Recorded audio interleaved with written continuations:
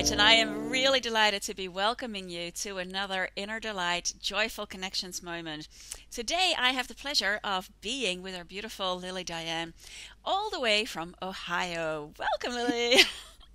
Hello, everyone. Hello, Tina. I'm so excited to be here today. Yes, it's amazing. Yeah, I just love how, because of modern technology and social media, that we're able to meet one another no matter where we are in the world, and experiencing that when we share from the heart, we attract others who are in alignment, huh? Exactly. Exactly. Yeah. Now you have a most amazing site, woodstocklily.com.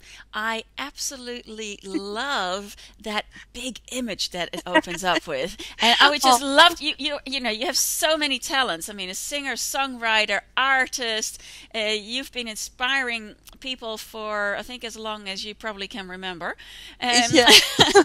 I would love for you to share a little bit about how that came into being. Oh, thank you.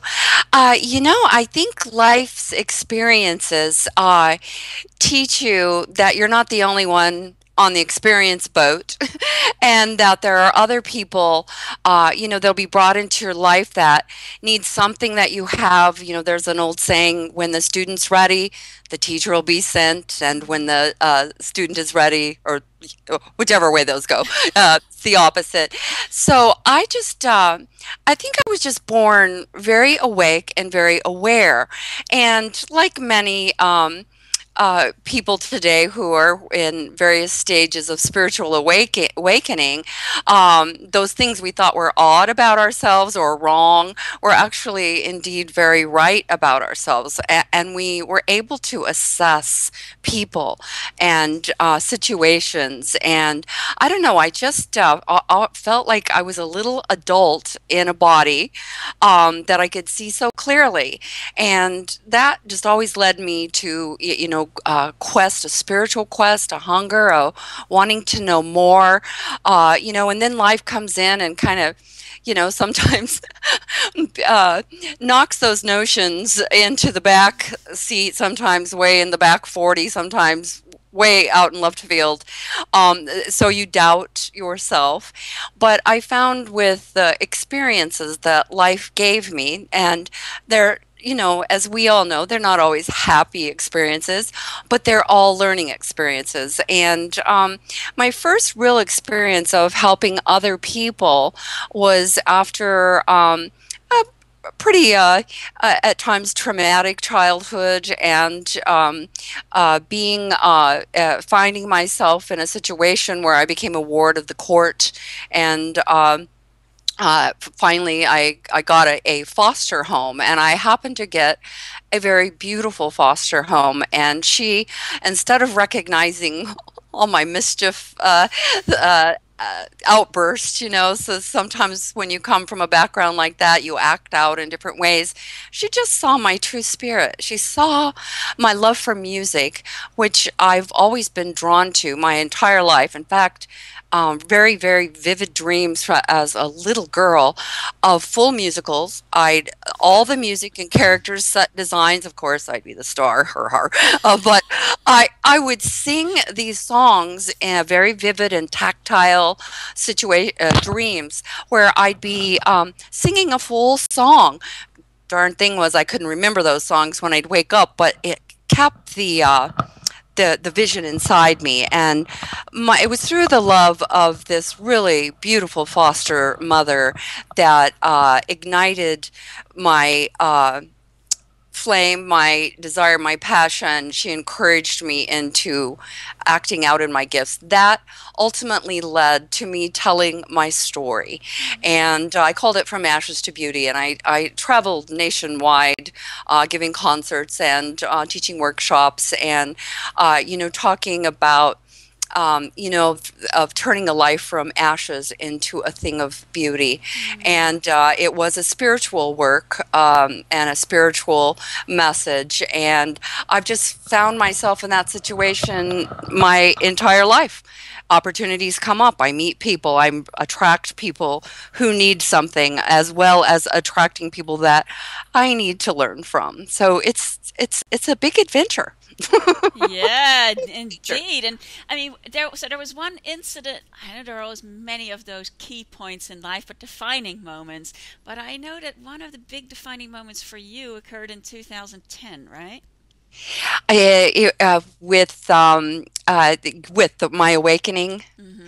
Yes, and it was actually the catalyst, which is often disguised as traumas, accidents, setbacks, big owies in life, was from an auto accident. And it was a bad auto accident. And truthfully, all four of us in the vehicle should have been killed, but we weren't. I mean, it was literally miraculous.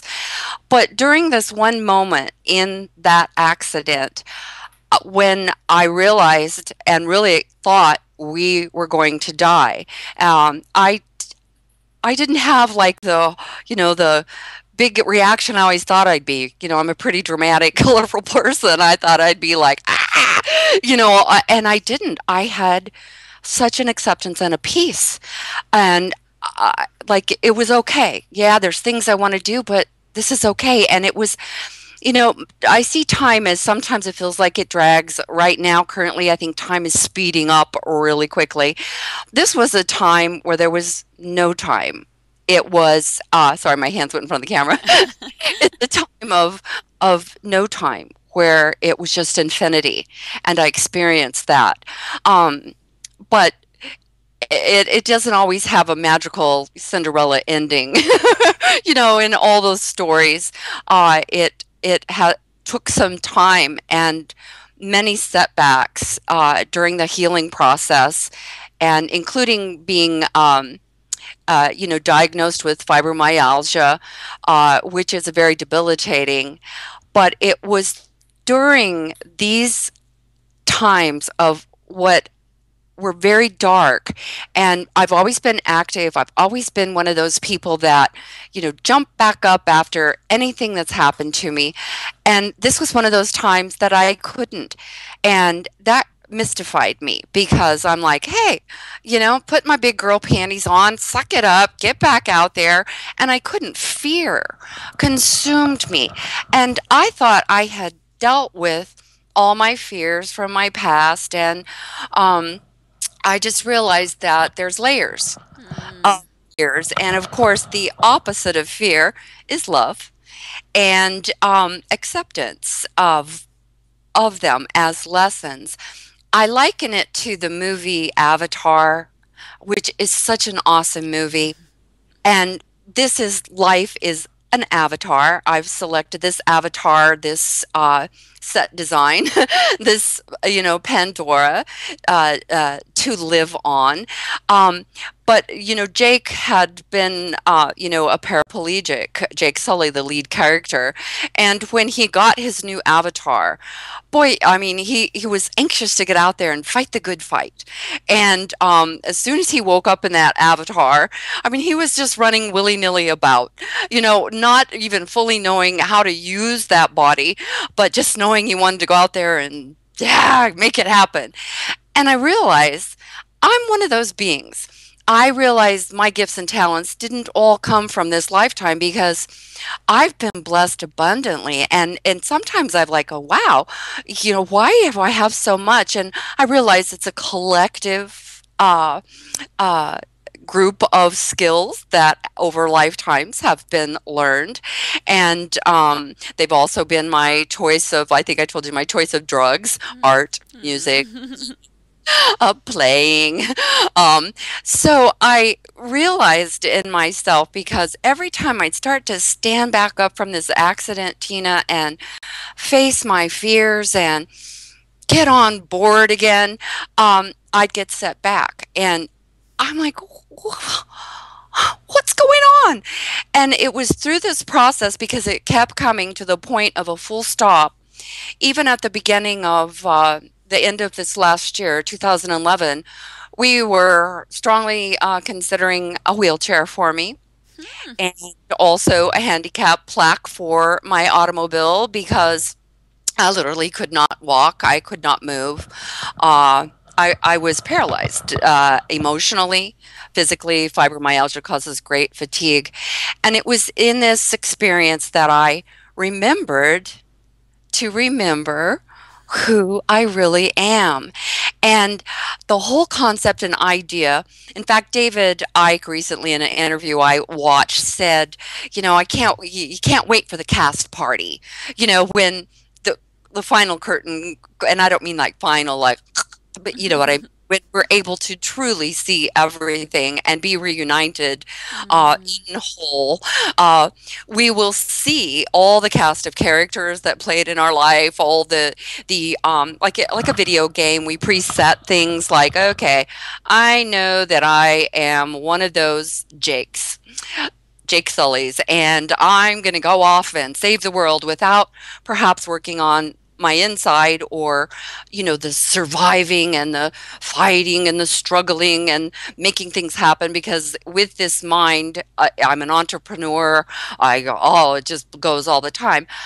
What would have happened to me, Tina? I would have ended up off helter skelter again and missed the opportunity. The gift inside the accident was awakening, was taking that time to go inward and remember who I really am, uh, and how awesome it was, because during my life, with me always being a spiritual seeker, I spent the last probably 10, 12 years after a divorce, and some interesting relationships within churches that I had been affiliated with, of feeling this real bitterness and anger, mostly at people, never at God or creator. But I realized how it hardened me up. And so I just like, I'm done with this. I'm done being spiritual. I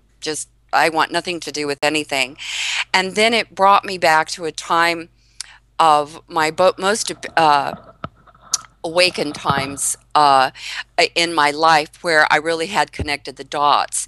This accident slammed me back into this beautiful place where I am learning to recognize fear.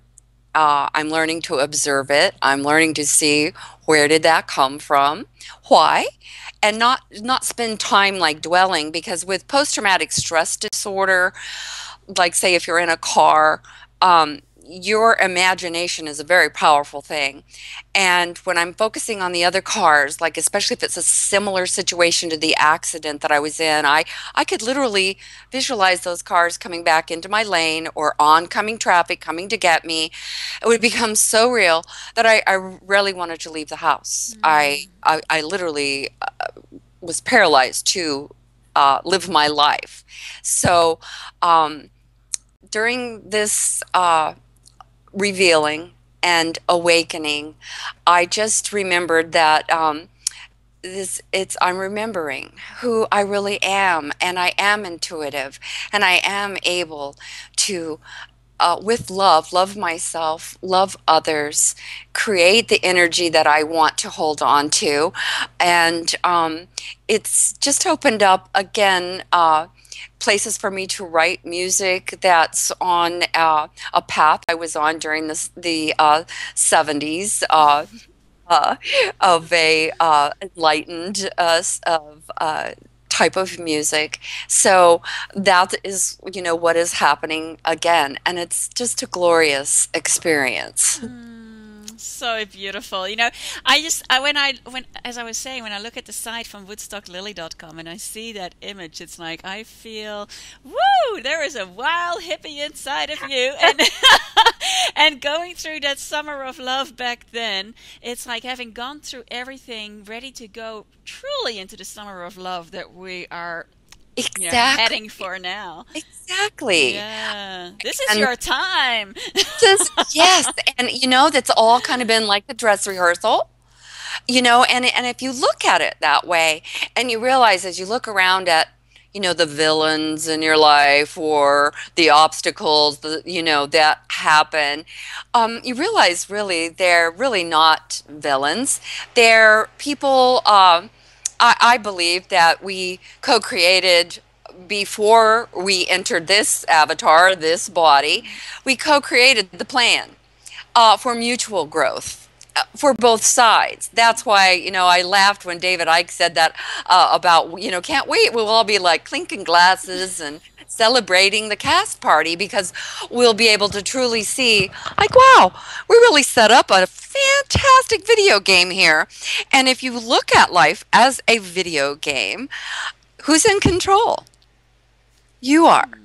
You're in control with those buttons and knobs, or I don't even know what you call the device because I don't play video games like that, but you are in control of changing, rearranging the situation, or sometimes just stopping the game.